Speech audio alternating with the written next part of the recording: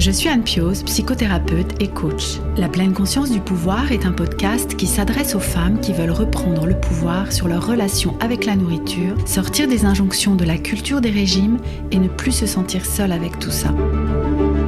Dans ce podcast, je partage des outils, des réflexions. Je vous parle aussi de pleine conscience et d'introduire dans votre quotidien plus d'observation de votre propre fonctionnement.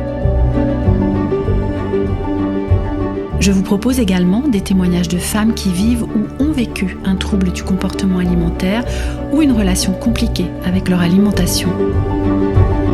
Leurs témoignages vous permettront, je l'espère, de réaliser que nous sommes nombreuses à nous retrouver prises au piège de cette relation toxique. Je vous laisse avec l'épisode du jour.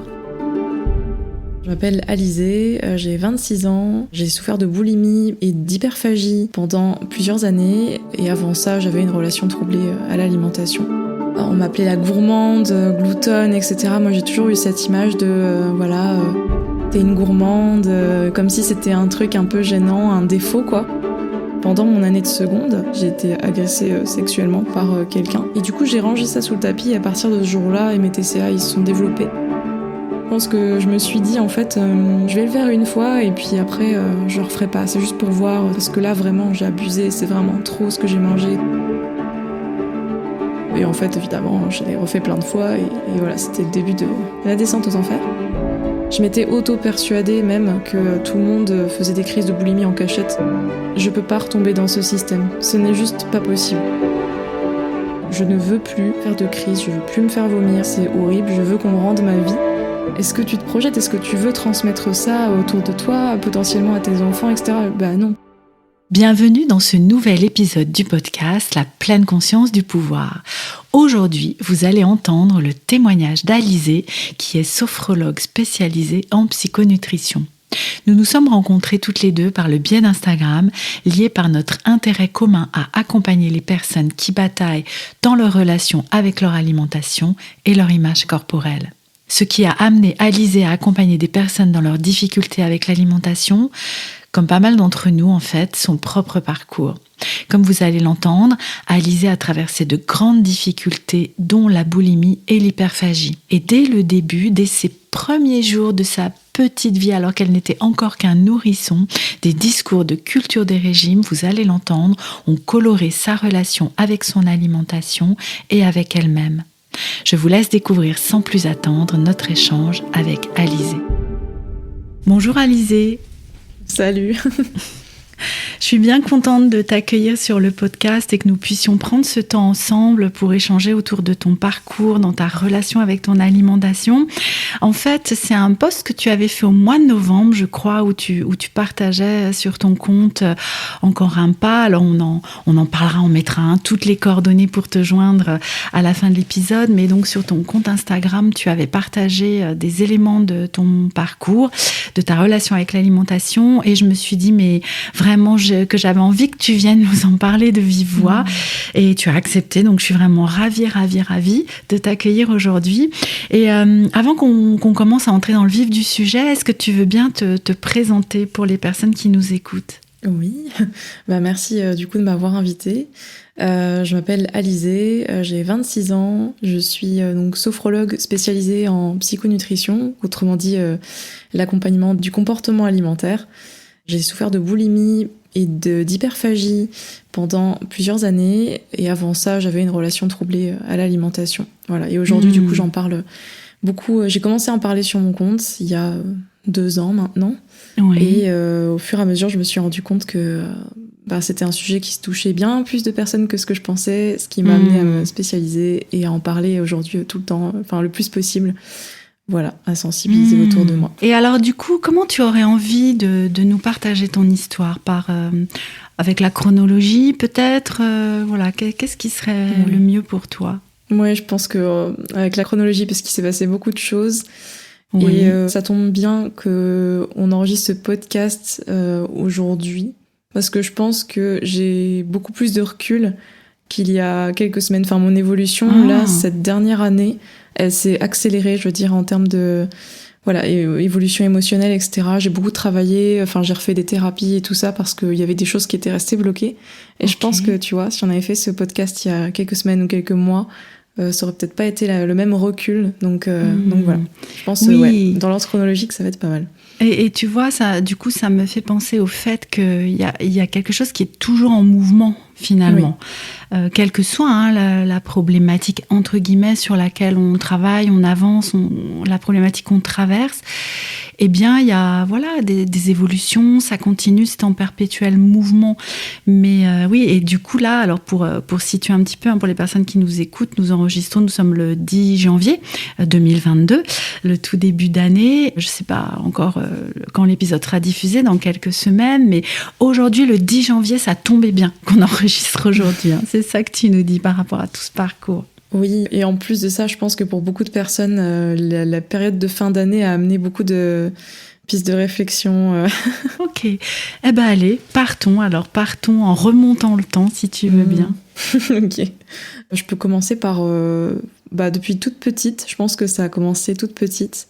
J'étais un bébé très colérique, qui mangeait beaucoup. Alors c'est ce qu'on me raconte, qu'à la maternité, j'étais le bébé qui buvait 2 biberons au lieu d'un, quoi. Depuis aussi loin qu'on se souvienne, j'ai toujours été très colérique, toujours à manger le double. Je ne sais pas pourquoi. Un très gros et très beau bébé.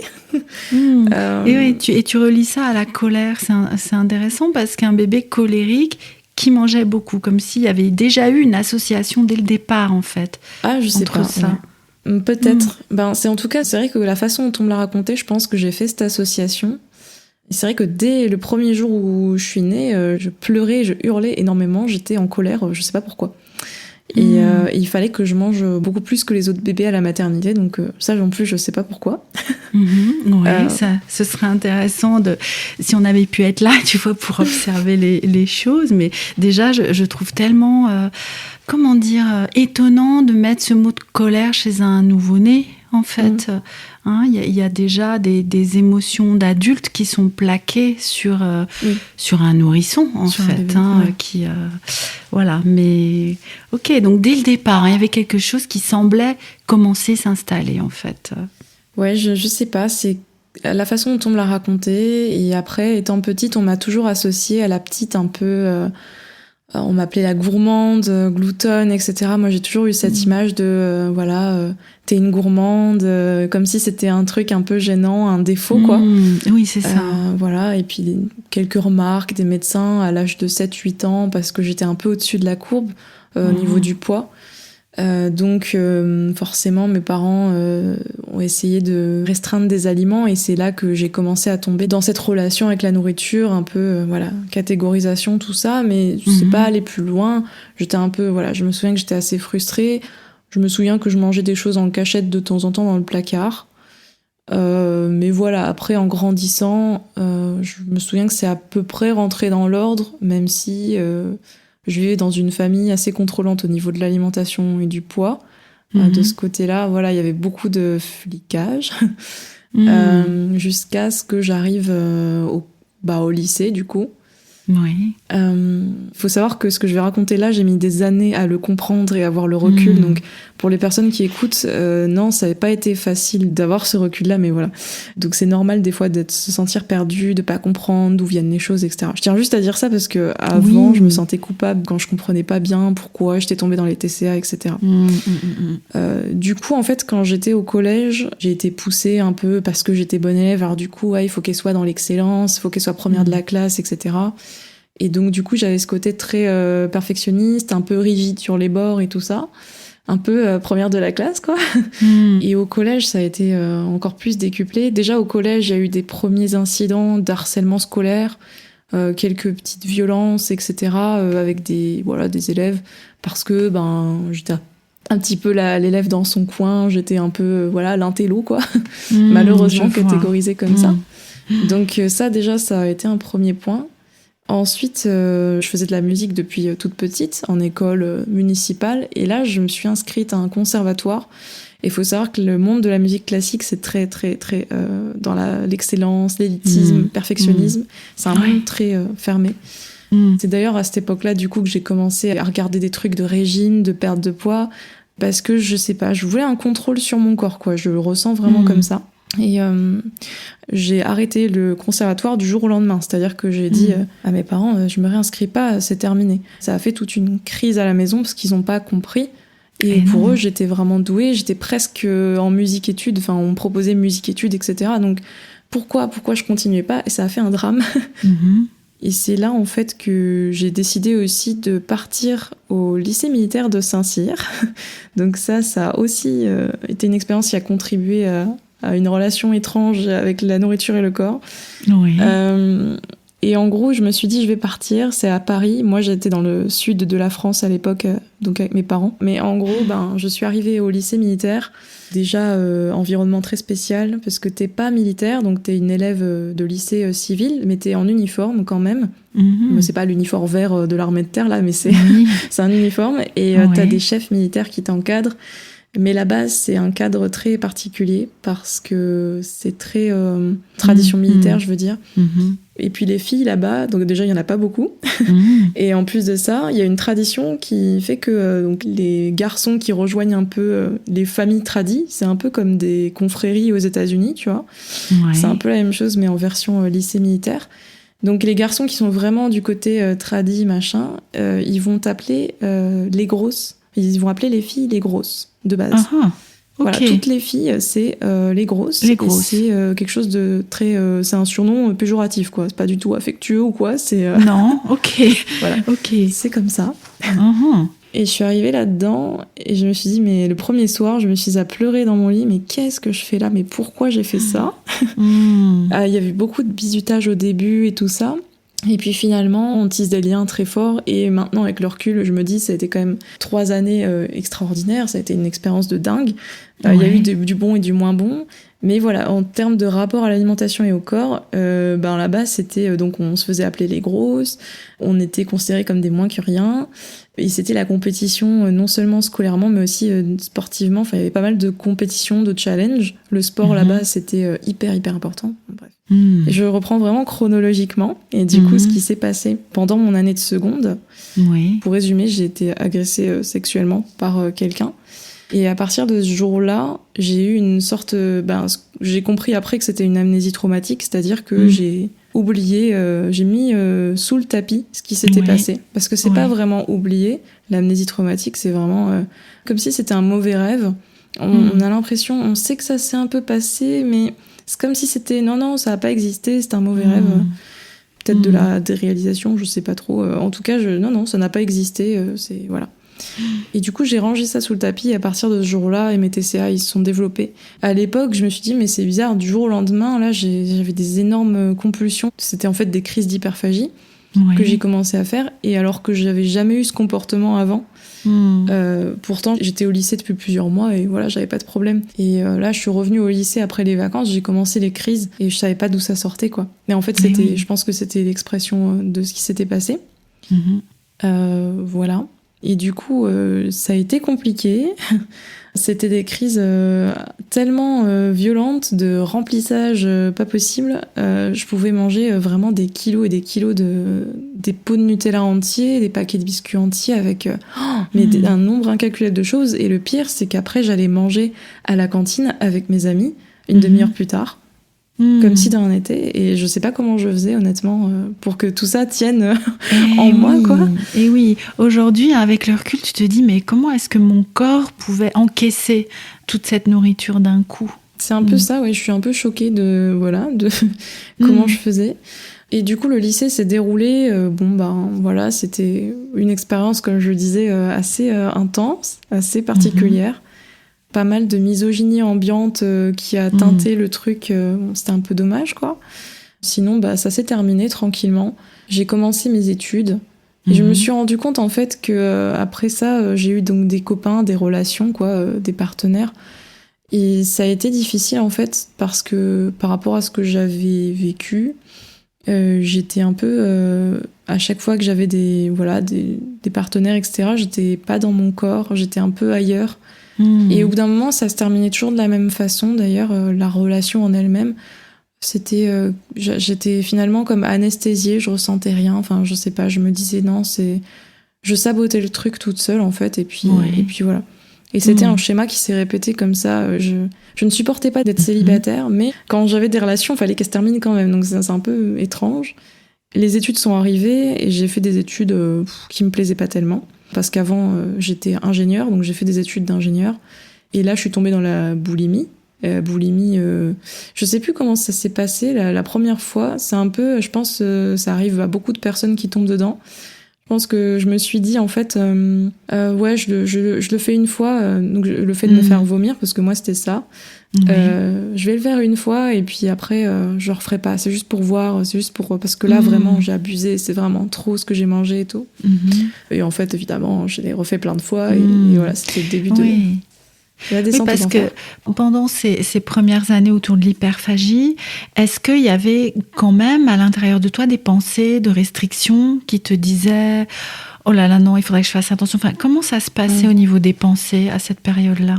L'hyperphagie, j'avais plein de culpabilité, plein de honte et de dégoût. Et moi qui étais à la base, je faisais énormément de sport, même avant le lycée militaire, j'aimais le sport. J'étais assez musclée, voilà, j'aimais le sport, j'en faisais par plaisir. Mais forcément, les crises d'hyperphagie m'ont fait prendre du poids. Et du coup, j'ai culpabilisé et je me suis dit, oh là là, parce que venant d'une famille où c'était considéré comme quelque chose de catastrophique, donc forcément... je me suis dit, il faut que je fasse des régimes. Et donc, en parallèle, j'avais des périodes où je faisais des régimes, mais drastiques, très, très drastiques, très dangereux, en fait. Et des périodes où, du coup, je reprenais les crises d'hyperphagie. Oui, avec une alternance, du coup. Hyperphagie, restriction, hyperphagie, restriction. Oui. Jusqu'au moment où ça a basculé, tu disais, dans la boulimie vomitive, avec cette première fois où tu te dis, tiens, je vais voir ce que ça donne. Et puis, voilà, le truc qui s'enclenche, en fait. C'est ça, je pense que ça a été la suite. Au bout d'un moment, je me suis dit, c'est plus possible, il faut que je compense par quelque chose. Je sais pas d'où c'est sorti, l'idée de me dire, allez, je vais me faire vomir. Mais bon. Voilà, ça a été la pire idée, parce qu'après, c'est très difficile de s'en défaire, en fait. À un moment, j'en suis arrivée au point où c'était une sorte d'euphorie, en fait, quand j'ai découvert le truc. C'est malsain, mais c'était euphorique, parce que je me disais, oh, j'ai le contrôle, je peux manger ce que je veux. J'ai trouvé la solution, en fait. Voilà. Oui. Donc c'était vraiment malsain. Et du coup, moi, c'était à tous les repas, c'était plus de 3 fois par jour. Voilà. Après, il y avait des périodes où, du coup, je jeûnais. Je me disais, non, mais il faut que j'arrête. Mais avant de reprendre une alimentation normale sans la boulimie, je veux perdre du poids. Donc, je faisais un jeûne de 2 semaines, par exemple. Je buvais que du bouillon. Tu sais, les bouillons qu'on achète là, avec des vermicelles parfois, ou sans. Enfin voilà, je buvais ça, en fait. Ou alors, je faisais que de la soupe aux choux, des trucs comme ça. Et sinon, juste, je ne mangeais rien du tout. Juste de l'eau, quoi. Et... voilà, j'avais des phases comme ça, puis après forcément ça repartait, puisque mon corps il surcompensait, je savais pas tout ça. Je m'étais auto-persuadée même que tout le monde faisait des crises de boulimie en cachette, et que c'était un truc un peu tabou, dont personne ne parlait. Voilà. Oui, là où tu ne te trompais pas, c'est que malheureusement c'est un truc tabou dont on ne parle pas. C'est pas tout le monde, mais voilà, parce que je suis aussi avec l'intention de ces témoignages sur le podcast, que la parole puisse se libérer en fait, et que ça puisse être mis à jour, même si voilà on a de plus en plus accès, et fort heureusement à des témoignages. Il y a des paroles qui sont dites sur ces troubles, mais oui, c'était quand même pas faux. Alors tout le monde, bien sûr, je comprends ce que tu veux dire quand tu dis je trouvais cette justification, entre guillemets, bien sûr, parce que c'était ça qui te permettait de continuer à avancer aussi, de trouver cette justification-là. C'est ça. C'était pour me rassurer, je pense, en quelque sorte. Oui. Me dire non, t'es pas anormal, t'as pas de problème particulier, c'est juste normal ce que tu fais, alors que pas du tout. J'ai continué comme ça de mes 18 ans jusqu'à mes 22, 23 ans peut-être. Ouais, c'est ça, jusqu'à mes 23 ans, j'en ai fait. Donc en tout, ça m'a fait 2 ans d'hyperphagie et 5 ans de boulimie. Sévère, quoi, parce que plusieurs fois par jour, quand même. J'avais conscience à un moment que j'avais un problème, mais du coup, j'ai été voir personne. Pas de médecin, pas de diététicien ou diététicienne, pas de psy, personne, vraiment, au départ en tout cas. Et j'ai essayé des trucs par moi-même, toute seule. En fait, ce qui est assez intéressant aussi, c'est que j'ai pas vraiment beaucoup de souvenirs de justement cette période à partir du lycée, du moment où voilà, j'ai vécu cette agression et tout ça, jusqu'à la fin de mes études. En fait, mes souvenirs, ils sont assez flous et je me rends compte quand je parle avec des personnes qui étaient avec moi et qui me disent « Mais si, tu te souviens, on avait fait ça, t'avais dit ça », et elles ont été marquées. Et moi, en fait, j'ai très peu de souvenirs. Vraiment, c'est flippant. C'est comme si c'était pas moi, en fait, qui avait vécu cette période. C'est comme si c'était quelqu'un d'autre. Et au point, dis-toi qu'à un moment, j'ai fait une sorte de crise d'identité où vraiment je voulais même plus, au début, donc à la fin du lycée, début des études, je me souviens qu'il y a une période où j'ai changé mon prénom sur Facebook. On s'en fiche, tu vois, c'est juste Facebook, mais je voulais plus m'appeler Alizée. Je m'étais appelée Anna, qui est mon deuxième prénom. Et je voulais plus être associée à Alizée, en fait. Pour moi, Alizée, c'était la personne qui était avant. Je voulais plus être ça, quoi. Je voulais être une autre personne, je sais pas. J'ai fait cette petite crise d'identité, quoi. Et du coup, comme un besoin de tourner une page, hein. Moi, j'entends comme si Alizée... Alors, peut-être ça va être pas du tout ça, et peut-être que c'est trop fort de dire ça comme ça, mais comme si Alizée, elle était morte, en fait. Ou que tu voulais la mettre derrière, enfin... Alors voilà, inconsciemment, tout ça, enfin, on n'en sait rien, tu vois, on n'est pas là en train de faire ta psychanalyse en 5 minutes, hein, mais même si tu dis, bon, c'était sur Facebook, c'est anecdotique, mais il y avait quand même, hein, tu le dis, hein, une envie de vraiment, une crise identitaire, quoi, presque. C'était assez fort, c'était sur Facebook, mais c'était même aussi, tu vois, à un moment, dans la vraie vie, enfin, je veux dire, par exemple, mon meilleur ami, il s'amusait avec ça parce qu'il avait vu ça et lui, il comprenait pas pourquoi je faisais ça, je me souviens. Et à un moment, il m'appelait Anna pour rigoler et puis moi, je lui répondais. Et je sais pas, ça me faisait presque plaisir, quoi, qu'on respecte un peu ça. Mais après, bon, j'ai arrêté ma petite. Voilà, j'ai passé cette période-là. Et c'est vrai que je m'en souviens maintenant que je t'en parle, tu vois. C'est vrai que j'ai eu une période où je voulais plus être moi, ouais, c'est ça. C'est comme si je voulais effectivement me débarrasser de cette Alizée-là, quoi. Enfin, je sais pas. Eh oui. Du coup, là, de la boulimie, en fait, ce qui s'est passé, c'est qu'après, je suis passée par donc différentes phases, parce qu'il y a toujours des phases où on veut aller quand même un peu mieux, on se dit, bah voilà. Et puis des phases où on retombe dans les crises, les périodes de crise. Et les phases où je voulais aller mieux, mais en fait, c'était des phases de régime, restriction, plus, quoi. C'était des phases où j'étais... À un moment, j'ai eu ma phase fit girl, donc je buvais du thé détox, et puis je faisais des programmes de sport avec des challenges en nutrition aussi, enfin des challenges alimentaires, voilà, je suis tombée là-dedans.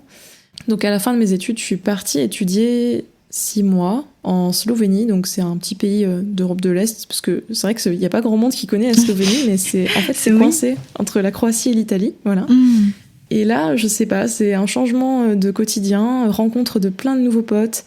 Je vivais en coloc avec un gars de mon école que je ne connaissais absolument pas, mais du coup qui était adorable. Et c'est là que j'ai arrêté les crises de boulimie vomitive, en tout cas. Je me suis un peu sevrée de ça. À partir de cette époque-là, 22 ans, 23 ans, j'ai eu un éveil, ce que j'appelle mon réveil. Les souvenirs de ce qui s'était passé de mon agression sont remontés. Un beau jour, comme ça. Bon, j'étais pas toute seule, heureusement, ce jour-là. Ils sont remontés et j'étais d'ailleurs assez... un peu dissociée à ce moment-là, un peu comme pendant une session d'hypnose, tu sais, où tu racontes ton truc, des fois, t'es un peu comme ça. Et en fait, c'est remonté un peu au fur et à mesure, et je me suis souvenue après de plus en plus de trucs. Et du coup, à la même époque, j'ai commencé donc à me rendre compte que mes TCA, c'était grave, que c'était un vrai problème, une vraie maladie et tout ça. Ça m'a fait peur, en fait. J'ai commencé à avoir très peur. Du coup, j'ai arrêté les crises, mais je continuais quand même à beaucoup manger. Je pense que j'ai refait un peu de l'hyperphagie. Parfois, c'était juste des petites compulsions et parfois, c'était des vraies grosses crises d'hyperphagie. J'ai pris pas mal de poids d'ailleurs, mais j'ai continué, même si ça m'horrifiait. J'avais cette peur, cette grossophobie internalisée et j'avais très très peur de prendre du poids. Mais je me suis dit, en fait, je peux pas retomber dans ce système. Ce n'est juste pas possible. Je ne veux plus faire de crise, je veux plus me faire vomir, je veux plus faire ça, c'est horrible, je veux qu'on me rende ma vie. Et ce qui m'a décidé, c'est j'ai rencontré quelqu'un à ce moment-là qui est toujours mon partenaire actuel, et en fait ça m'a inspirée. Je me suis juste dit si tu veux que ça marche, parce que là tu le veux vraiment, est-ce que tu te projettes sincèrement dans quelques années dans cette relation ou dans une famille avec ce type de comportement alimentaire? Est-ce que tu te projettes? Est-ce que tu veux transmettre ça autour de toi, potentiellement à tes enfants, etc.? Bah non, évidemment. Et ça a été la question qui m'a bouleversée, qui a tout changé. Et je sais pas, ça a été mon déclic un peu. Et tout ça s'est passé un peu en même temps, je t'avoue, donc je te raconte ça, voilà, un peu comme ça, mais c'est vrai, c'est comme ça que ça s'est passé. Et je pense que, voilà, ça, j'en ai parlé pas mal sur mes réseaux, parce que après, à la suite de ce voyage, du coup, de 6 mois, je suis rentrée. Après, je suis repassée quand même par des phases où je me restreignais encore, je comptais mes calories, je limitais mes sorties au restaurant, j'avais que 1 ou 2 sorties par semaine. J'étais encore dans une phase de restriction, j'étais encore un peu en lutte contre moi-même. Mais j'avais compris déjà que je voulais plus de l'ancien système. J'étais en train de transitionner, mais c'était pas encore ça. J'étais encore dans la restriction cognitive.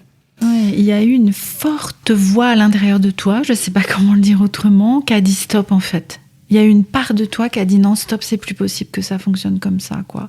Il y avait des événements forts qui sont arrivés avec cette rencontre, le fait d'être exilé, enfin de changer d'environnement, etc. Enfin, il y a beaucoup de choses qui se sont passées. Mais il y a eu ce moment, comme un moment clé, il y a eu un truc en toi qui a dit stop. Et du coup, est-ce que ça veut dire que cette boulimie vomitive, tu as mis un stop à ce moment-là, où il y a eu des rechutes, où ça a été vraiment non, maintenant je stoppe, quoi? C'est vrai que c'est intéressant parce que, alors déjà, en fait, il y a plein de personnes qui, au contraire, quand c'est la levée de leur amnésie traumatique, elles tombent dans les TCA. Et moi, ça a été l'inverse. Ça a été levée de rideau, genre, mais j'y vois beaucoup plus clair maintenant et je veux plus de ce mécanisme-là. Ça y est, je commence à me comprendre, à comprendre ce qui m'est arrivé, tout ça. Je dirais que ça a bien, au début, arrêté complètement les crises. J'en ai refait quand même quelques-unes, mais c'était très occasionnel. Ça m'arrivait 1 fois ou 2 pendant le voyage, au tout début, et puis après j'ai arrêté du coup, et ensuite ça m'est peut-être arrivé de temps en temps, mais à chaque fois c'était complètement différent d'avant. Au début je les prenais comme vraiment des défaites, quoi. Je me disais ça y est, c'est fini, t'es retombé dans le truc, c'est reparti.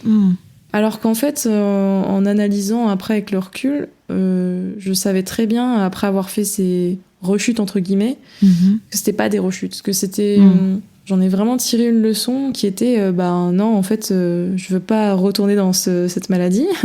Ça m'a vraiment conforté à chaque fois que c'était pas ça que je voulais, quoi. Oui. C'était un peu ça. Oui. Ça te permettait de vérifier que non, c'est ça le choix que je veux aujourd'hui, quoi. C'est plus ça, quoi. Du coup, alors il y a eu ce moment de stop, et puis tu disais que là, c'est vraiment un travail que tu as fait seul, en fait. Est-ce que tu as fait appel après à des accompagnements, des professionnels pour t'aider dans ce cheminement? Oui, justement, donc après cette période où je comptais encore les calories et j'étais encore très stressée par les restaurants et tout, donc je suis tombée vraiment dans la restriction cognitive. Après cette période-là, je me suis décidée à changer vraiment durablement ma relation à la nourriture. Je me suis dit, là, je vais pas rester dans cette demi-guérison, quoi. J'en ai marre. Et à l'époque, en fait, je suivais beaucoup une sophrologue qui s'appelle France Tronel, qui est assez connue maintenant sur les réseaux. À l'époque, elle parlait beaucoup de rapport au corps et à l'alimentation. Elle avait vécu aussi les TCA et tout ça. Maintenant, elle est plus dans... elle a eu des enfants et maintenant, elle parle de parentalité. Mais avant, elle parlait plutôt de TCA. Et du coup... elle avait lancé un accompagnement spécialisé dans la relation à la nourriture, un truc sur 1 mois avec plein d'exercices de sophrologie et des exercices écrits, etc. Et c'est fou parce que c'est dommage que ce soit pas plus connu ce qu'elle a fait, parce que quand je relis ces contenus que j'ai gardés précieusement, j'ai l'impression que c'était un peu une pionnière de tout ce qui est écoute, des sensations, tout ça. Enfin, moi, j'avais jamais entendu parler de ça avant. Et tu vois, ça, c'était il y a 3 ou 4 ans, un truc comme ça. Et à l'époque, elle mettait pas non plus le mot alimentation intuitive ou quoi dessus. Et pourtant, je trouve que ça ressemble quand même, certains outils qu'elle a donnés, certains exercices. Puis le côté un peu pleine conscience aussi, voilà, ça ressemblait aux outils quand même. C'était proche en tout cas. Ouais, c'était proche. Et du coup, ça a été un premier accompagnement. Et ensuite, je lui ai demandé si en parallèle, ce serait bien que je fasse de l'hypnose, parce que j'avais trouvé un hypnothérapeute à Paris spécialisé dans les troubles alimentaires. Mais je lui ai demandé, est-ce que tu penses que c'est bien? Et elle m'a dit, oui, vas-y, c'est encore mieux en fait. Enfin, si tu peux le faire en même temps, quoi, y a pas de souci. Et j'ai fait ces séances-là et ça m'a beaucoup aidée aussi. Oui. Moi, c'est tout ce que j'ai fait, c'était vraiment la sophro et l'hypnose. C'est pour ça que j'ai mis du temps aussi à parler de mon parcours parce que je me sentais pas légitime et j'en avais déjà parlé avec je sais plus qui. Enfin, j'ai déjà discuté avec plusieurs personnes. Que quand t'as pas eu le parcours de soins un peu genre hôpital, psy ou ben t'as l'impression de pas vraiment avoir été malade. Enfin moi en tout cas c'était mon impression que ça m'a pas vraiment, que c'était pas si grave que ça. Enfin j'ai beaucoup minimisé. Comme si la forme que prend le parcours de guérison vient parler de l'intensité du trouble, en fait. Oui, un peu, ouais. Hein, et comme si, du coup, ça justifiait pas ou quelque chose comme ça. Ouais. Qu'est-ce que tu en penses aujourd'hui ? C'est vrai que à l'époque, je me disais, oui, effectivement, j'ai pas été en hôpital psy, j'ai pas fait ça, j'ai pas fait cette thérapie-là, donc en gros, j'ai pas tant souffert que ça. Mais au final, aujourd'hui, non, je sais que j'en ai beaucoup souffert. À la base, déjà, j'étais quelqu'un de, comment dire, un peu renfermé, qui parlait pas beaucoup de... Enfin, j'ai toujours eu du mal à parler des choses de la vie, quoi, à m'ouvrir aux autres en termes d'émotions et tout ça. Ce qui fait que j'ai beaucoup minimisé ce qui m'était arrivé et j'en ai parlé à très peu de gens au départ, en tout cas. Maintenant, c'est bon, maintenant il y a tout Internet, tout le monde qui sait. Mais à l'époque, il y a quelques années, il y avait personne qui le savait. Et ça a été libérateur d'en parler. Je me perds dans mes mots en fait, mais il y a plein de choses qui se bousculent dans ma tête et dont je veux parler et du coup des fois ça se perd. Donc c'était voilà. Par rapport à comme un sentiment d'illégitimité, tu vois, dans le fait que si je ne suis pas passée par l'hôpital psychiatrique, le long suivi en thérapie, c'est que c'était pas si grave quoi, hein, et qu'aujourd'hui tu peux bien voir que non, c'est pas vrai tout ça, hein, et Dieu soit loué que toutes les personnes qui souffrent de troubles du comportement alimentaire ou de relations troublées avec leur alimentation ne passent pas par l'hôpital psychiatrique, hein. Ils sont déjà bien débordés, les pauvres. Alors qu'est-ce que ça donnerait vu le nombre de personnes qui souffrent de ces troubles, hein, mais oui, la prise en charge elle serait bof aussi. Enfin, elle est déjà bof apparemment, donc. Mais tu sais, ça me rappelle aussi dans les témoignages qui sont déjà parus sur le podcast, quelques personnes, comme je pense là tout particulièrement à Cassandra, qui a témoigné du fait que ne trouvant pas l'aide qu'elle cherchait, elle s'est battue beaucoup toute seule en fait, alors qu'elle ne conseillerait ça à personne parce que ça a pris 7 ans, je crois, à s'en sortir, et que ça aurait été sans doute bien moins long si elle avait pu trouver des accompagnements adéquats. Mais voilà, aujourd'hui, hein, je sais bien que tu n'es plus d'accord avec ça, hein, mais effectivement, ce n'est pas la façon dont on s'en sort qui vient justifier de l'ampleur de la souffrance en fait qu'on a traversée, de l'ampleur du trouble qu'on a traversé. Sachant que dans la boulimie, il y a peut-être physiologiquement, alors même si tu nous en as pas parlé, mais je sais pas comment ton corps a supporté tout ça, mais a priori, il n'y a pas un danger vital, en fait, qui conduirait à l'hospitalisation comme dans l'anorexie restrictive, en fait. C'est vrai qu'il n'y a pas de danger comme la maigreur extrême qu'on peut avoir dans certains cas, enfin dans beaucoup de cas d'anorexie. Et encore maintenant, il y a l'anorexie atypique et tout ça. Mais par contre, si tu te fais beaucoup vomir ou tu prends beaucoup de laxatifs, etc., je crois que le truc que tu peux avoir de plus grave, c'est insuffisance rénale, insuffisance cardiaque. Oui. Mais après, voilà, je sais pas quels sont les stats, tu vois. Mais je pense que oui, c'est pas les mêmes stats que pour l'anorexie, clairement. Et t'es pas...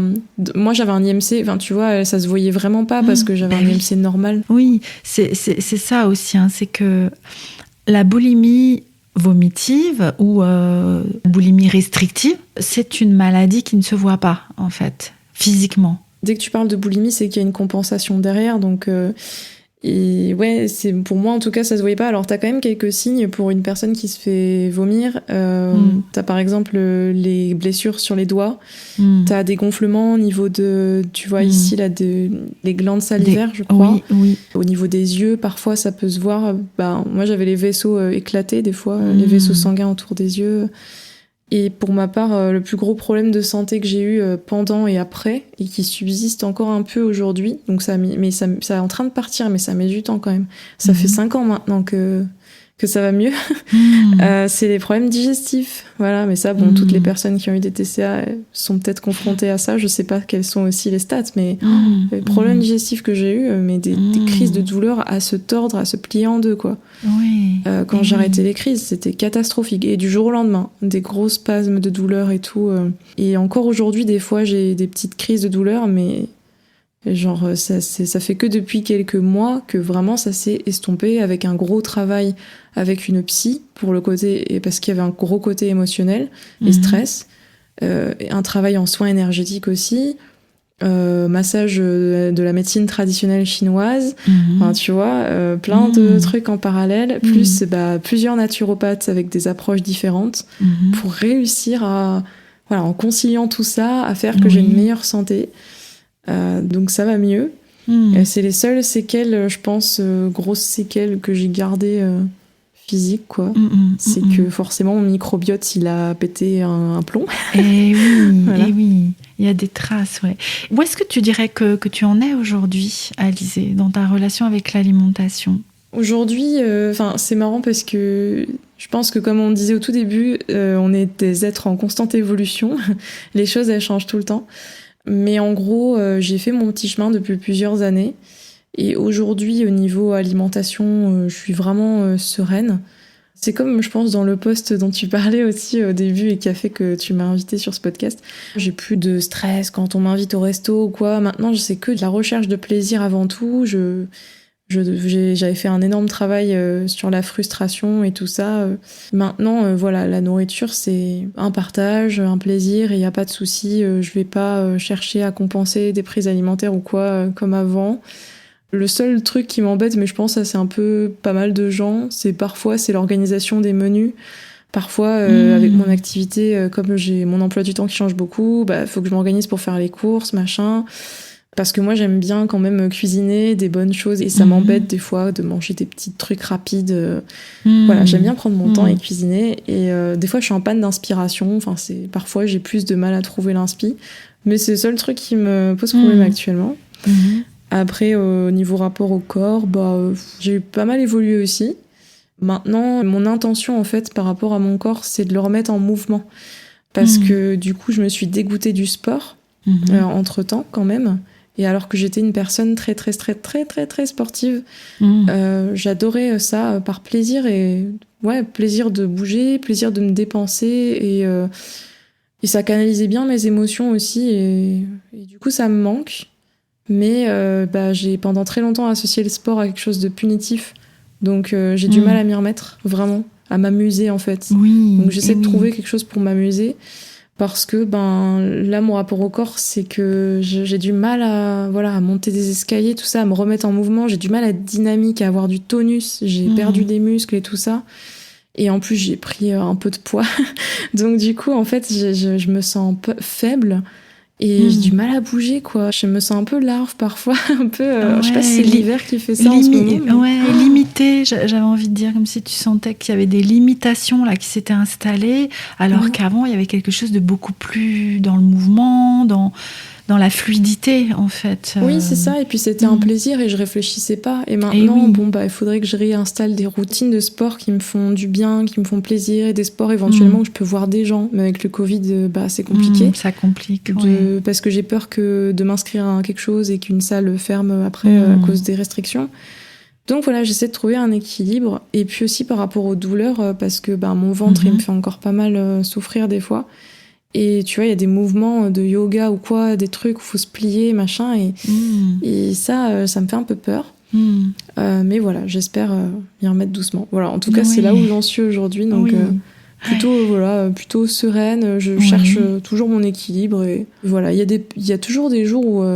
c'est ça, en fait, qui est intéressant aussi, c'est que j'ai pas mal d'abonnés qui m'ont écrit en me disant « Ah, tu as l'air si sereine et positive au quotidien et tout. » Oui, enfin, d'accord, je suis sereine dans mon alimentation. Après, je suis une personne humaine et j'ai des problèmes comme tout le monde. Hein. Des fois, j'ai pas envie de me lever le matin. Des fois, j'ai des problèmes dans ma famille. J'ai des problèmes financiers. J'ai des soucis de santé. Et ce que les gens voient pas aussi, c'est que y a des jours où l'image corporelle, elle est pas au top, quoi.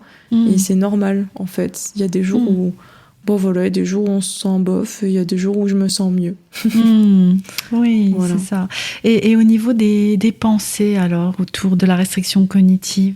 Ah bah elles sont plus du tout là. Alors j'ai remarqué qu'il y a des périodes où quand je vais vraiment pas bien, pour X raisons, les périodes où je suis un peu dans une mauvaise passe, on va dire, il y a des pensées qui peuvent revenir. Comme par hasard, les périodes où je vais pas bien, oh là là, mon corps, je le trouve moins bien. Et puis, ouais, là, je devrais faire plus attention et me restreindre, etc.